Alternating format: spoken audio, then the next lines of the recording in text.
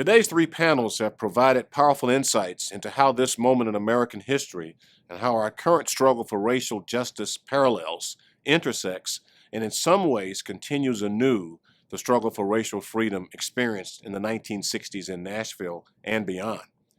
Now, to offer closing reflections, we are joined by two incredible thought leaders who will point us in the next direction. Dr. Kelly Miller Smith Jr., the pastor of First Baptist Church, Capitol Hill, as well as the son of the late Reverend Dr. Kelly Miller Smith Sr., who was a prominent activist in the freedom struggle of the 1960s. And lastly, we'll have Dr. Rhonda Williams, professor of history and the John L. Seigenthaler Chair in American History at Vanderbilt. Thank you, Dr. Churchwell.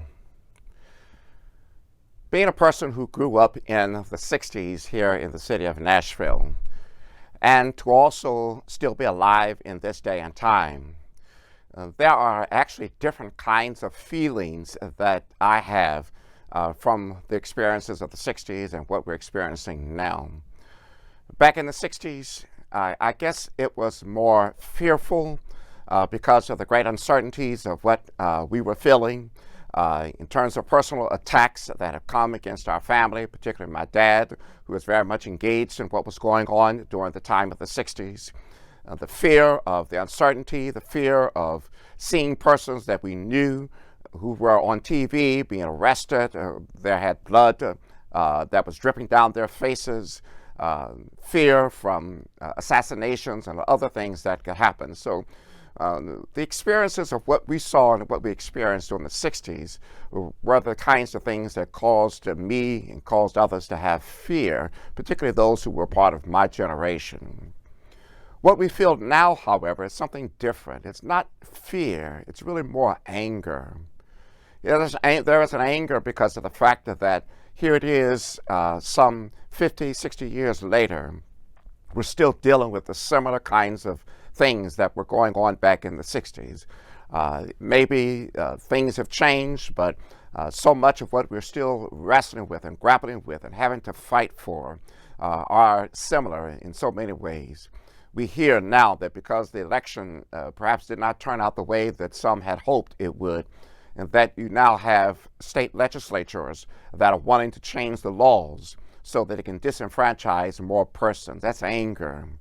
When we hear that people are so open and blatant again, as they have been actually throughout the experiences of African Americans here in this nation, but we continue to hear that in this so-called civilized world and society, it creates a kind of anger. It's just anger. And so we should understand the frustrations of many persons who have tried to speak to and to talk and have their voices be heard. It is in those voices that are being heard and that it's going to cause and should cause a kind of tension here in this time, so that perhaps we're not going to win everyone over, but that we can create the kind of dialogue, create the kind of urgency, so that people will know and understand and that it is wrong. It is morally and ethically wrong. Those are persons of faith. It is biblically and theologically wrong for them to exploit, to take advantage, to not treat people with equality and with fairness. So we find ourselves where we are now. I think often about my father's role in what was going on during the times of the 60s and how he found himself understanding the importance of fighting battles on several different fronts, as we've talked about even in this symposium today. One front, obviously, was the very public and very open one where there were public demonstrations, there were marches, there were sit-ins, and all those kind of things that would help the public to know and understand the concerns that were happening and the concerns that people had in that time. But there were also many kinds of negotiations that were going on in private that did not come to the public's eye and gave those persons who had differing perspectives to sit on different sides of the table, but yet to sit and to hash out and to work through the issues that were there. My father was very key in trying to make sure that happened. So he would sit down with business leaders, with politicians, and as well as clergy and others who were engaged in what was going on. As a part of what he was doing was trying to help us to come to the meeting of the minds not to compromise what it is that the urgency of the moment was, but to help others to see and to understand why it is it's inhumane to not allow persons to sit at lunch counters, to not allow them to shop in places where anyone else should be able to shop if they had the money and the resources to do it. I remember times when we ourselves participated in boycotts of businesses because of the fact that people who were not willing to treat persons of color fairly. And so we find that you needed those sort of things that are happening, other fronts, the media front and other kinds of fronts that were happening that were a part of what was necessary to make sure that the voice was being heard, and in hopes that things would be changed. In this day and time, we find the same thing, that there are those who are trying to make sure their voices are being heard, not just to be spoken, not just to be heard in terms of speaking out, but they're being heard to the point that there can be some kind of change for the good, change that will bring a kind of civility to life and to living, fairness for all persons to be able to enjoy the fruits not only of their labor, the fruits of what it means to live in this nation, as well as what challenges are faced, the other nations face as well. So we are in a very peculiar time. I want us to work so that we can move from our own personal kinds of angers and frustrations, move to the place where we can see that there's more than just a light at the end of the tunnel, but the light is getting brighter because of the fact that we're moving closer out of the tunnel into a place where men, women, boys and girls, people of all colors, people of all genders, people of all sexual orientations, of all of these things, that all of us can come and work together, respecting each other, not looking for assimilation, but looking to respect who we are and what it is that we're seeking to do and to be, to live happy, full, and productive lives. That is what my hope is, and that is what our desire is. And we pray that that day is one that's not going to be in the too far distant future. Greetings, dear ones. Had we had this conference under non-COVID-19 pandemic circumstances, we would have been together in person for a day.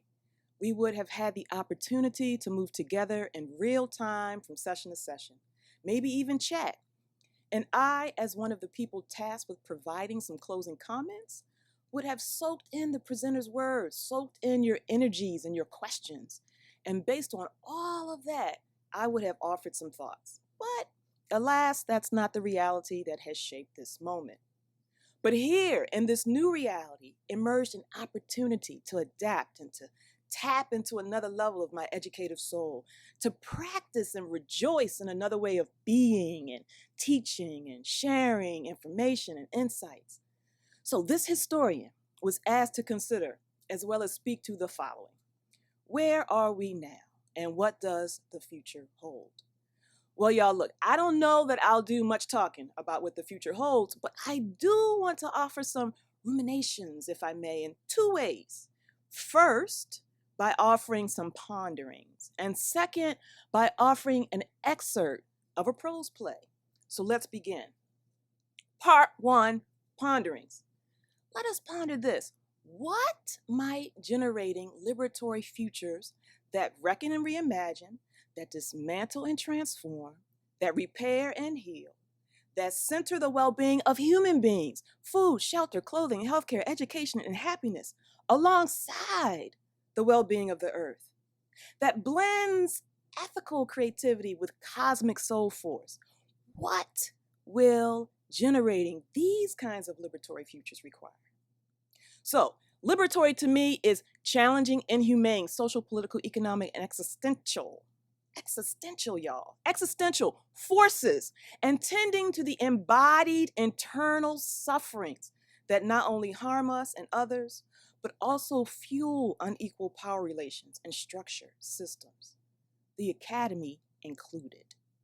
Liberatory to me is co-creating and interbeing. It is checking our often outsized egos and mercenary motivations. It is grappling with what was and what is in all its complexities. It is continuing to fearlessly and fiercely and vigorously and compassionately challenge deluded mindsets that reinforce inequality, that deepen toxicity and trauma, that present falsehoods as truth, and repackage oppressive isms as absurdly wholesome. It is healing at the ancestral, individual, and collective level. I'm pondering, y'all. And I'm real clear that the future holds the present and the past. After all, what is the future but what we make of the now and the then? Part 2, y'all. Here we go. The offering. So these ponderings inspired me to present this second offering, an excerpt from my published prose play that speaks to and through the experiences of Black women who educate for social justice. Why? Because their stories call on us in an urgent, profound, and unflinching way to do these things, to name, intuit, and voice, to bear witness, to recognize but not relish in discomfort as our teacher, to listen and decolonize our minds, to develop the art of questioning, to, with determination and intention, not become or act in ways that reinscribe the logics of unjust systems built on racism and white supremacy and settler colonialism and xenophobia and hatred and patriarchy and heteronormativity, ableism, profit over people, disposability and violence, etc., etc., etc., to call in the ancestors, including the already gone, the living and yet to be born, to enrich our spirits. These Black women are calling on us. Their stories are calling on us, all of us, to robustly and radically love into justice, love into liberation, and love into joy. Love into justice and liberation and joy. To love into justice and liberation and joy. So here's the offering. Coda as preface. Individuals, collectives, and struggles for liberation are never finished, but always in a process of cyclical self-discovery, imagination, awareness, fatigue, splendor, assault, recuperation, invention, maturation, death, rebirth, change, awe, and continuation. This is not your ordinary prose play, essay, prose poem, presentation. It is a prose playing and searching for freedom and echoing historical and contemporary scenes to bear witness to the messages, to the stories, to the poetics, to the people, to the politics, to the activism, and the scholarly journeys that expose the tragic everydayness of inequality, that lay bare the entrenched regimes of injustice, that call upon the ancestors and call on us in the Lord, the Audrey Lord, in the Lord, Audrey Lord words, the words of Audrey Lord, to look clearly and closely at the genuine particulars, the conditions of his or her life, and decide where action and energy is needed and where it can be most importantly, my friends, effective. In this process, may we also find deliverance, inspiration, wellness, joy, love, and people, including us who love us. Coda as preface. Intro, 3 words, truth-telling, empathy, self-care. Truth-telling, empathy, self-care.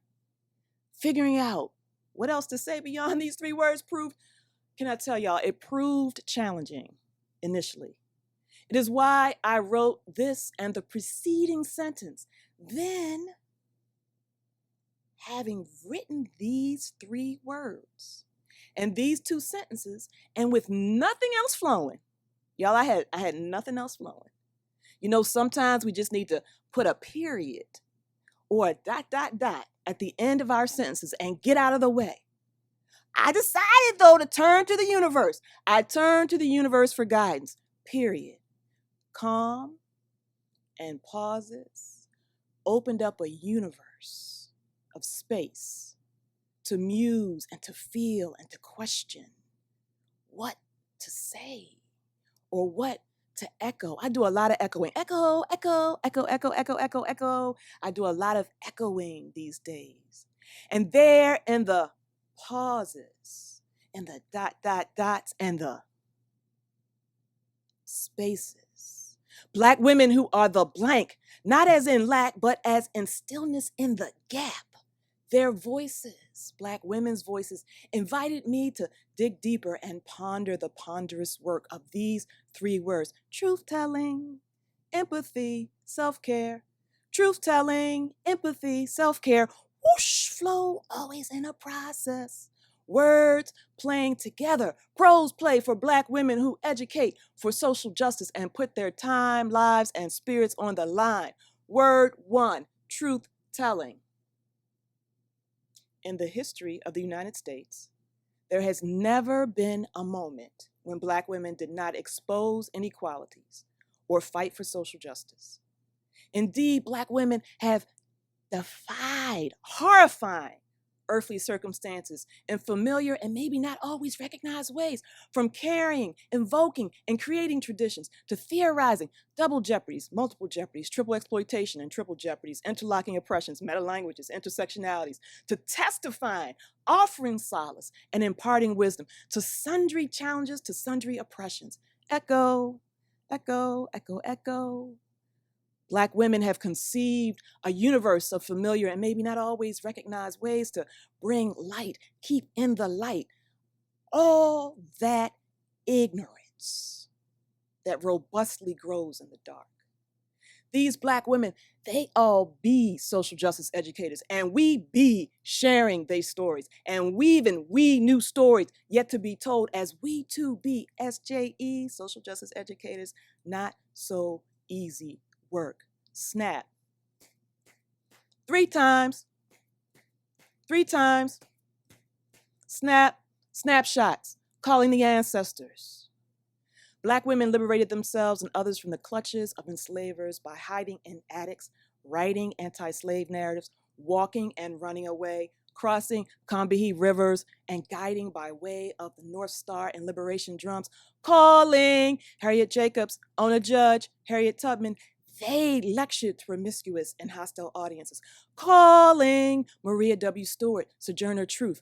They exposed lynching, unraveled threadbare lies, and demanded reparations for a sundry echo of what's calling. Ida B. Wells, Billie Holiday, Callie House, Audley, Queen Mother Moore. They started schools and clubs and penned foundational scholarly essays on Black women's rights, calling Mary McLeod Bethune, Mary Church Terrell, Anna Julia Cooper. They stood up, they sat down, they walked instead of riding, they protested for education, housing, jobs, income, self-determination, dignity, respect. They pushed for civil rights, voting rights, economic rights, tenants' rights, welfare rights, right to be all of me rights, human rights. They advocated for truth, commissioning truth, calling Diane Nash, Rosa Parks, Septima Clark, Pauli Murray, Ella Baker, Addie Wyatt, Flo Kennedy, Shirley Chisholm, Erica Huggins, Combahee River, Combahee River, Echo Collective, Johnny Tillman, Shirley Wise and Goldie Baker, Marsha P. Johnson, Mary Frances Berry. They experienced, they navigated, they confronted the intricacies, the ugliness, the discriminatory practices of the lockup, calling Fannie Lou Hamer, Mae Mallory, Angela Y. Davis, Erica Huggins, Echo, Assata Shakur, calling, name,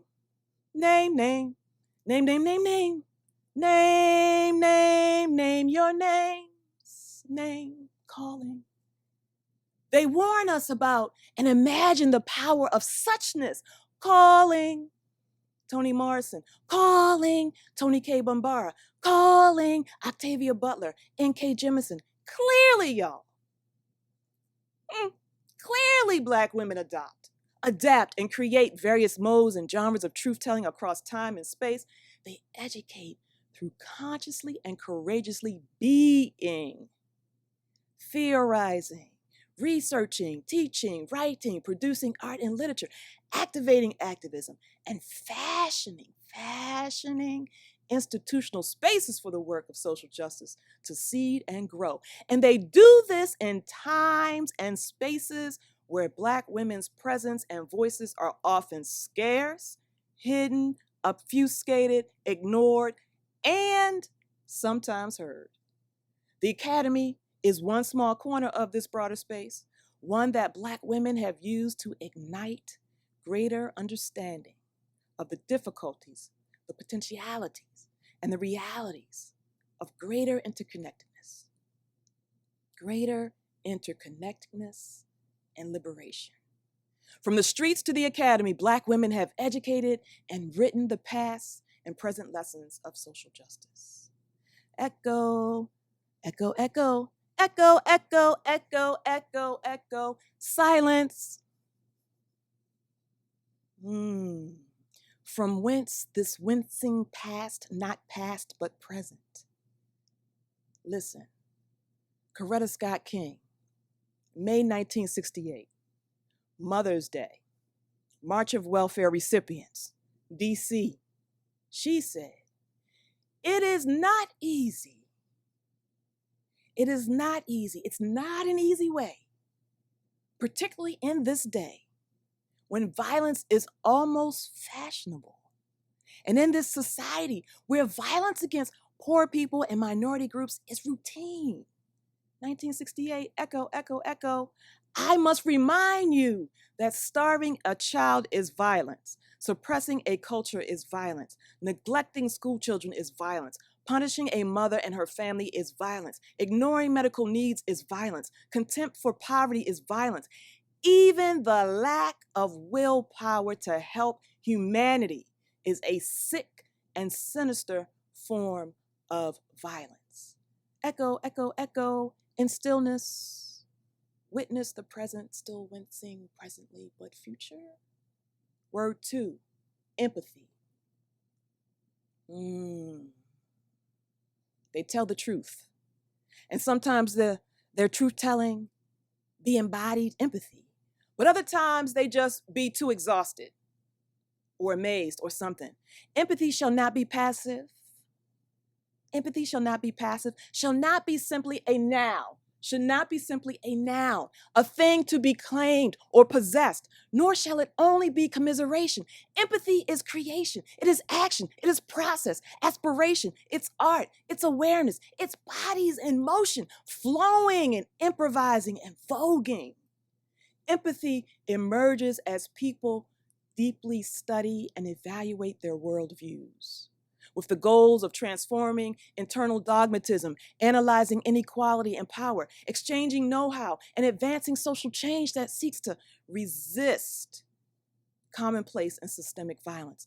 And so important, and promote clarity and human well-being. What's the word? What's the word, y'all? What's the word? Word 3, self-care. 2, 3, 3. Energy expended out there and in here. Labor with the fruits of pain and joy. Will you breathe with me?